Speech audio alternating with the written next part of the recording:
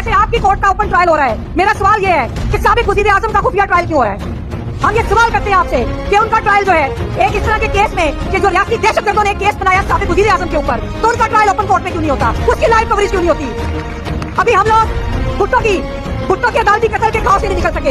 हम कोई ऐसा काम नहीं होने देंगे आइंदा कि पाकिस्तान की सियासत को और पाकिस्तान के सियासतदानों को आप इबरत का निशान बनाएं। अब ऐसा बिल्कुल नहीं होगा। पूरी पाकिस्तानी कौम, मुझे पूरी दुनिया के लोगों के फोन आ रहे हैं, मुझे ओवरसीज पाकिस्तानी इतने कंसर्न है आप लोगों के बारे में।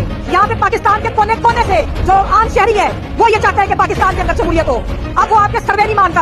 आप खुद अपने गिरेबानों में झांकें कि क्या जरूरत पेश आई आपको सर्वे करवाने की। कभी सरकारी मुलाजिम भी सर्वे कराते हैं कि हम कितने मकबूल हैं। किस बात से आप खौफजदा हैं? ये आप अपने जबर, अपने जुल्म और अपने करतूतों की वजह से खौफजदा हैं कि आपको ये सर्वे कराने की जरूरत पेश आई। तो मेरे भाइयों ने अभी बात की, अहमद सिद्दीकी साहब ने बात की, बिल्कुल हमारी जदोजहद जो है उसकी कामयाबी की होती है जब हम एक जबर के खिलाफ लड़ते हैं, जब आप एक रियासती जबर के खिलाफ लड़ते हैं, जब आप अदारों के जबर के खिलाफ लड़ते हैं।